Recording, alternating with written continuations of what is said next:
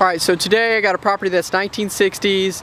It has several issues with it, but I only really want to hit on two topics. Today we have some roof issues and some electrical issues, and then there's also a funny foundation find.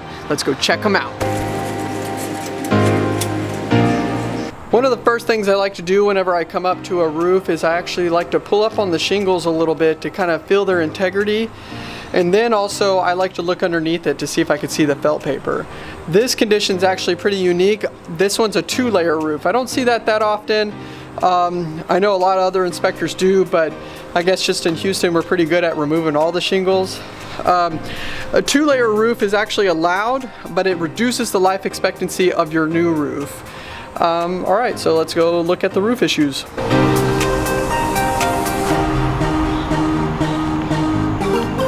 So you can see that there's several damaged shingles across the back behind me, and then all the flashing is rusted through. I'm not sure if this buyer expected the roof to be in such poor condition. This is why I always like to tell all my viewers to actually do a once around. Look at the property before you put in an offer. I know it looks good on the inside, but just step on the outside and do a look around.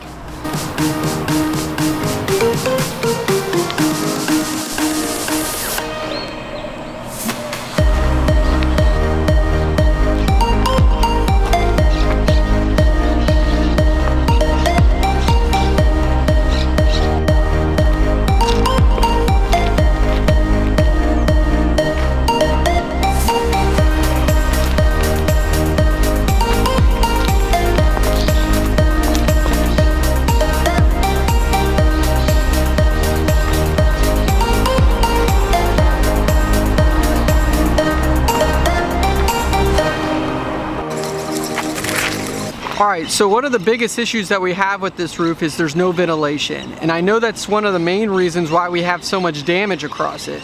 These shingles actually might not even be that old. We're probably looking maybe around the 10-year mark. But since there's no ventilation on the attic, there's no circulation, so in Texas our attic is just going to get so hot. And whenever it's hot like that, it's going to cause these shingles to warp. You're going to lose a lot of granulose, and then you're gonna have a 10-year shingle instead of a 25-year shingle. So let's go take a look at the electrical next, and I can show you some of the finds there and some things to keep an eye out and look for.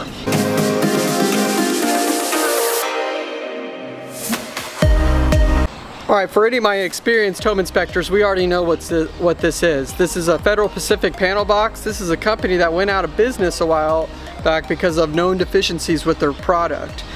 And this one's pretty unique. The panel box is pretty common with the problems I find with Federal Pacific, but actually the biggest problem is the service wires and how they added electricity to the garage.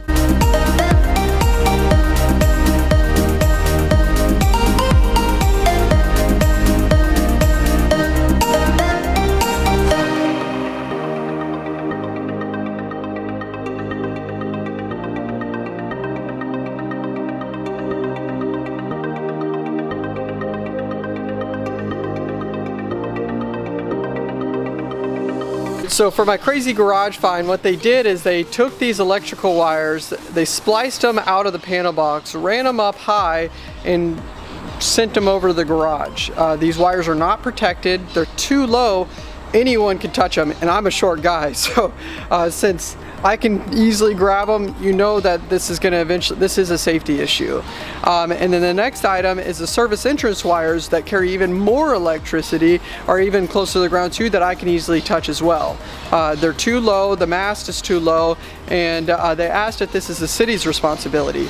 This is typically not the city's responsibility, only because it's on your property. So it will be your responsibility to raise them up to the proper height, and then send it to the city. So for the last one, we'll make this one short because it's just a little funny. The garage is pretty much at the end of its life, and the slab is cracked through.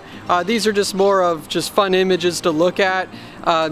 Anybody could really tell that it's at the end of its life, but let's just kind of have fun, look around in the garage, and I'll catch you on the next one.